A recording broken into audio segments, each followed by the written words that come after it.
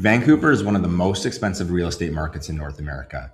And one mistake here isn't a $20,000 lesson, it's a $200,000 problem.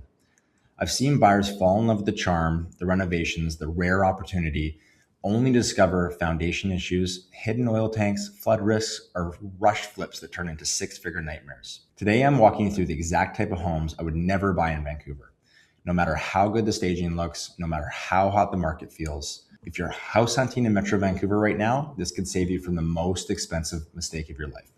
Let's get into it. Number one, century-old character homes without major upgrades. Vancouver is filled with beautiful character homes in areas like Mount Pleasant, Kitsilano, and East Van. And don't get me wrong, they're charming, but charm can hide very expensive infrastructure problems. Many of these homes still have outdated plumbing, lead galvanized pipes, and full replacement isn't cheap in the city. Knob and tube wiring, that's an insurance nightmare in BC. Asbestos, extremely common in pre-1980s homes. It's in insulation, floor tiles, ducting, ceilings. And remediation in Vancouver is expensive because labor and permits here are not cheap. Then there's layout. Steep staircases, low ceilings, awkward floor plans. Not always ideal for young families. And here's the big one. Renovated doesn't mean upgraded behind the walls. New cabinets and quartz counters do not equal new wiring, new plumbing, or proper permits. And there's a massive difference between cosmetic renovations and full mechanical upgrades. So when does it make sense? If it's been fully rewired, replumbed, and with asbestos professionally removed with permits, then yes. But without that, I'm very cautious.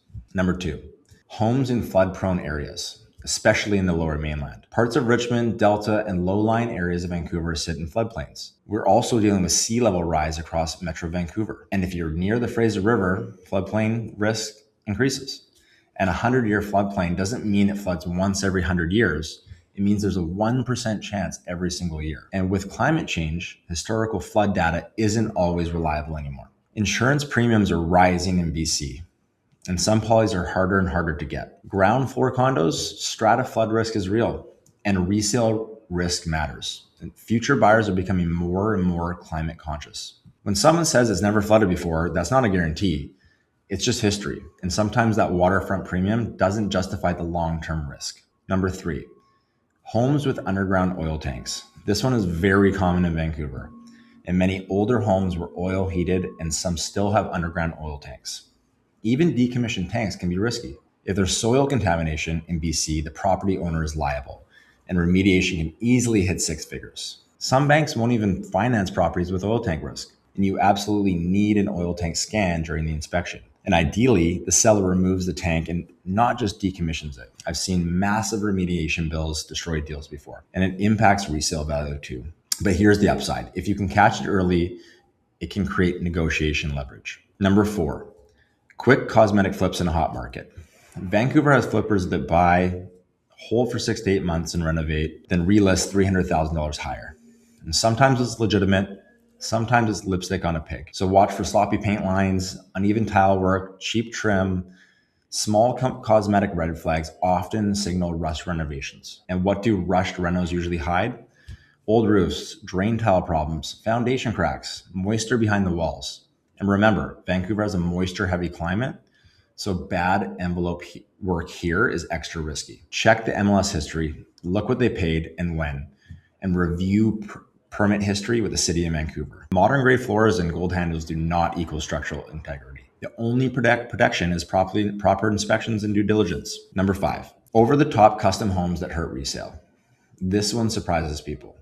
Ultra custom homes can be resale traps. Massive aquarium walls, themed basements, $300,000 kitchens designed for one specific taste. Luxury is great, but over-customization is risky. Vancouver buyers are often investment-minded, so broad appeal matters. If the layout doesn't work for multi-generation living, that limits your buyer pool. In condos, unapproved strata altercations can become a legal issue. Some luxury features cost more to remove than to enjoy. So before buying something hyper-specific, ask yourself, will the next buyer love this or be planning to undo it? Always think 5 to 10 years ahead. How to protect yourself in Vancouver.